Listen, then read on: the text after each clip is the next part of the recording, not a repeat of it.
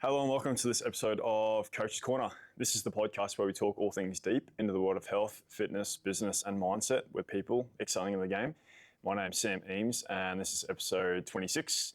Before we jump into it, here's a little something from our sponsors. Do you need to sell business assets or buy equipment and don't know where to turn? Global business auctioneers and valuers can help.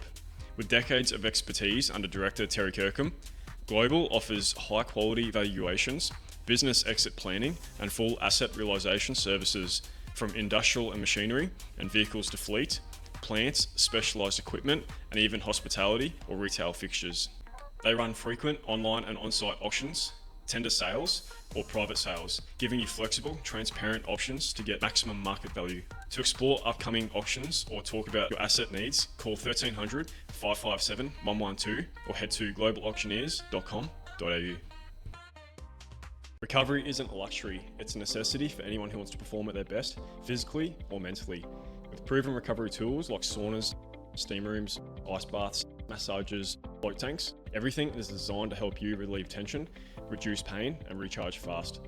If you want to improve your performance, energy and overall well-being, book your session at Staley Wellness Centre today, located at 26 Main Drive, Bocarina, the Sunshine Coast. So today's episode is a Q&A. I'm fairly new to the website Reddit, probably only been on there for the last 6 months. If you're not sure what Reddit is, it's a website where you can go on there and have open discussions with people about all different types of categories. And then within that category, you can have like subreddits and people kind of give advice or ask questions or give their 2 cents. And I was on there the other day on a fitness thread, and obviously fitness being as broad and as general with the approach as it can be. When I was on there the other day, I was reading some of the questions or discussion points on there and I thought this would be the perfect talking point for a podcast episode. So it's going to be short, sharp, maybe a couple of demonstrations of some of the questions that are on there with around some of the exercises and stuff. And yeah, let's jump into it. All right, so question number 1 is what to eat before a workout. For reference, I'm a 33-year-old female, 5 months postpartum, 5'7" and 154 pounds. I haven't done any form of exercise since having my baby. Yesterday I did a local group fitness class. The class was at 5:30 p.m. and consisted of 30 minutes of cardio followed by 30 minutes of strength training. I had a taco salad for lunch around 11 a.m. and then about 1.5 hours before class, I had a handful of baby carrots and fat-free cottage cheese. I suddenly became very nauseous and dizzy. I sat down in front of a fan and sipped on some water, rested a little bit. However, as soon as I got into my car after class, I vomited multiple times a lot. So that can come from a couple of different reasons. The main one is obviously being extremely unconditioned after what your body's just gone through after pregnancy. With those sort of high-intensity classes, whether it was high intensity, a little bit of cardio, a little bit of strength. From my experience as a group fitness coach, this situation has happened numerous times. Someone's first time back, or they are fairly new to getting into training, they tend to go too hard too quickly to try and keep up with the rest of the class. So my advice for those sort of people are just work at your own pace. The class should probably be structured around all types of fitness levels. If it's not, you definitely need to let the coach or the instructor know before the class, and you literally just work at your own pace. You don't have to prove yourself to anyone. You're literally just getting back into that sort of training, and the first couple of weeks are going to suck. In regards to feeling nauseous afterwards, also mentioning that at lunchtime you had a taco salad and then a handful of baby carrots and fat-free cottage cheese. Even though this person is a smaller figure, that's definitely not enough. My general rule of thumb will differ between whether I'm doing cardio and high intensity or strength and resistance training. Strength and resistance training, I like to eat maybe 60 minutes prior to training. Cardio side of things, you want to have the meal fairly light, 20 minutes minimum before training. All right, question number 2, and this is a fairly common question as well.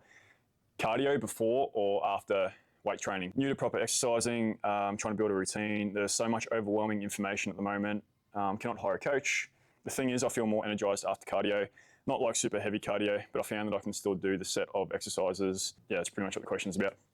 So cardio before or after weight training, it comes down to how intense your cardio session is going to be or what you feel like doing. If you're going for a, say, 30 to 45 minute cardio session and you're getting up into that up into that zone 3, so that's 70% of your max heart rate and upwards from there. Cardio is to be done after the weight training. And the reason for that is you don't want to burn those energy stores that you have in the body on the cardio. Weightlifting depends on also how heavy you are going for the weightlifting or the resistance training. If you're following a set strength program, you have to be as fresh as you can be, and doing a 30 to 40 minute cardio session prior to that is just going to make you feel drained. What I get my clients preferably to do is warm up on a low level form of cardio equipment between 5 to 15, maybe 20 minutes, whether that's a walk, a jog, cross trainer, stepper, rower, whatever it is. But we're really keeping that heart rate under that 70% of our max heart rate. We're not going too full on, get those endorphins flowing, and then going into the strength training after that. Right, next question. This is a really good question and very common. I can't do push-ups. I have a weak upper body. I can't even do a single push-up. My chest muscles, I don't know how to activate, or I can't feel them with workouts. Every beginner chest workouts is with push-ups, which I can't even do in the first place. So I'm just stuck here not knowing what to do.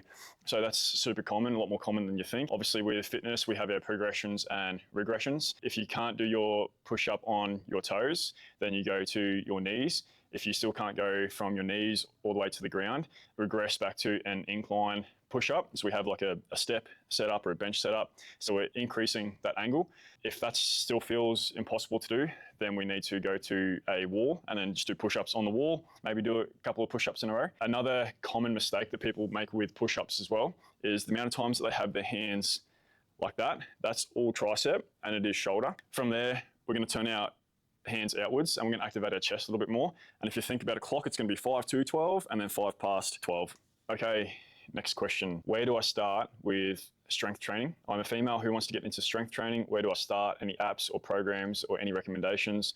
I've had suggestions to go to fitness classes at my gym, which I've attended, but they don't tend to help you with your form, which is really what I want to focus on. Any suggestions are greatly appreciated. A couple of really good solutions to this one. Obviously, hiring a PT, your facility offers that service. Obviously, that's number one. Number two, in regards to the fitness classes. In regards to the fitness classes, there's so many different types out there. Luckily, the ones that we offer here at World Gym, it's smaller class numbers, so you do get a little bit more one-on-one time with the coaches. I do understand that if you do have a bigger class, sometimes you can have up to 25 to 30 people and you are just following the person that's jumping up around on the stage. You're not really going to be able to focus on your form. You might not be able to get a whole lot of feedback in those sort of classes. How do I feel more comfortable with working out in a gym? The fear of being judged. For reference, most of the people who use the gym and the condo are athletes and mostly guys. I'm just scared they'll judge. They'll judge since they know how to use the equipment more than me or whatever. It's easy to say, fuck what they say, it's for you. But at the end of the day, it's hard to stay in an environment where you feel out of place. So gym anxiety is so real. It's a normal thing to feel. A little bit of a backstory for me. I started off at a Anytime Fitness, very small gym. I used to train at 10 p.m. every night. That was just with the work hours that I had. So the gym wasn't as busy and I could pretty much use anything that I wanted at the time. That gym anxiety was never really a thing for me personally until a big World Gym just across the road got built. And then straight away, I left that Anytime, came to a World Gym. Being in those shoes, probably not to the extent where I didn't have any confidence and I was starting fat. Even if I do go to a new gym now, obviously, and being a PT as well, there is a little bit of level of maybe hesitation just because you don't know where that equipment is. Every new gym that I go to, which isn't really a whole lot, always walk on the treadmill for 5 minutes, 10 minutes, get a feel for it. If you have a program or if you kind of know what you're training for that day, you get to suss out whereabouts the equipment is, the busy parts of the gym, the quiet parts of the gym. So my advice for this person would be get to the gym, walk on the treadmill for 5 minutes, 10 minutes. If after that 15 minutes, you want to go home after that, go home, that's fine. You've still ticked that box of getting to the gym and being within that environment. All right, next one, beginner gym guidance needed. I'm a 19 male with 0 gym experience, don't know the machine's names, been overweight most of my life. So I want absolute beginner gym exercises that are safe, simple, and effective so I don't hurt myself or waste time with wrong techniques. I think what a lot of people don't realize is those machines are so easy to set up. Majority of the machines are only designed to go one way. If you look at that weight stack and you have no idea where to start with that weight, start off with the lightest one. 9 times out of 10, unless you're carrying an injury or you'll be able to lift that plate and then you'll do one and you'll be like, shit, most threw the thing through the wall, go to the next stack, until you get to a point where it's a little bit difficult. There are a few techniques you obviously need to take into account. So for a chest press, for example, a good cue is to put your shoulders in your back pocket. So back and down, engaging all that posterior, and that helps you push forward and activate that chest a little bit more. Same thing for shoulders. There's so much information out there that can help you with that sort of stuff. I think for a lot of the gym manufacturers now, they actually have like a QR code on the machine. So you can just walk up there, scan the QR code. It might take you to a YouTube channel or something and being shown how to use it. But the last piece of advice for this person is don't worry about dumbbells. Don't worry about barbell, don't even worry about the Smith machine. Just get comfortable on those machines first. If you can only train 2 times a week, do a upper body session, a lower body session. If you train 3 times a week, do a push session, a pull session, a leg session. And then once you start getting a little bit more intermediate and a little bit more advanced, that's when you can start getting a little bit more into it. Not a question, but a little statement and experience from this person. Most disgusting gym etiquette I've ever seen. Went to the gym today and I forgot my earbuds. That kind of sucks, but I can deal with it. Lo and behold, the one day I left them behind, on the same day there's an obnoxious guy breathing and burping really loudly in between sets. I'm not exaggerating at all. After and during sets, this guy would burp so loudly you could hear it from across the gym floor. I know I'm not the only one that was grossed out because I saw people around me making faces. He would also occasionally sing too. Anyways, it literally ruined my entire workout because I just want to get out of there. Seriously, please do not do this. There's people that have different levels of etiquette, especially around hygiene. Some people don't wipe down their machines. Some people burp. You can smell the occasional protein fart. Some people sing. Whistling does my head in. As gross as this is, if this is enough to ruin your entire workout, then maybe next time don't forget your headphones. Gym for better sexual performance. I've been dating a girl for a while and made me realise how weak I got. I just want to last longer in bed, be able to lift my girl easily. Nothing ambitious. I don't care about stuff like abs. Of course, it'd be nice still. Is working out an hour 2 times a week enough? It would be tough with my schedule, but do you think I should sacrifice some stuff to force that up to 3? That 3 sessions per week is probably optimal. It really comes down to your goals, what you want to get out of the gym. Everyone has their own gym goals. Going to the gym to get stronger for this reason is great, a little bit unique, but as you progress through the gym, you go from, say, 3 days a week if you want to then trial with 4 days a week. But the main thing for this is just staying consistent and what we talked about before about the progressive overload. So you are improving that strength each week or at least every fortnight. If you are a complete beginner, 2 times a week is fine. Making those maybe full body sessions or even an upper body session and a lower body session. At the end of the day, with consistency, you'll still see the results. And probably the most common question on this whole thread, guys, is what is the optimal weekly gym routine? Let's go through it. Right, so for a lot of these questions, it is people saying that they can only train 2, maybe 3 times per week, or your training routine can actually change quite drastically. Not to overcomplicate it. So if you can only train, say, 2 times per week, what we want to do is make that into probably 2 full body days. So each body part is getting enough stimulus throughout the whole week. Or instead of the full body days, we can also change that into an upper body day, where we just do all our upper body. And then also the second session will then be a lower body day. I feel like that's pretty self-explanatory for that sort of stuff. Let's say you can train 3 times per week, Monday, Wednesday, Friday, for example. Full body day is still an option. That's great. Also, depending on how you can lay out your week, upper body day and lower body day, you might get a little bit bored if you're just going back and forth between upper, lower. So what you can actually do is go upper, lower, and then also incorporate a full body day. If you're, let's just say you're a complete beginner, first time in the gym or first time after a very long time back in the gym, if you are really sore after that upper body day or that lower body day, to the point where you can't get out of bed or you don't want to go back to the gym, transition back to a full body day. So when we program a full body day, the best template to work off, guys, how you should be programming your full body sessions, a vertical push, so a shoulder press or something overhead, a horizontal pull, which would be like a seated row or a bent over row or something like that, and then a leg exercise, so a leg press, and then we go into a horizontal push, so a chest press. We have a vertical pull down, so a lat pull down, and then we're finishing off with a lower exercise, which is a squat. If you don't feel too bad after that, then we can add in our isolation exercises, so you have your biceps, you have your tricep extensions, maybe a little bit of core work, maybe a little bit of calf exercises, and you should be pretty good after that.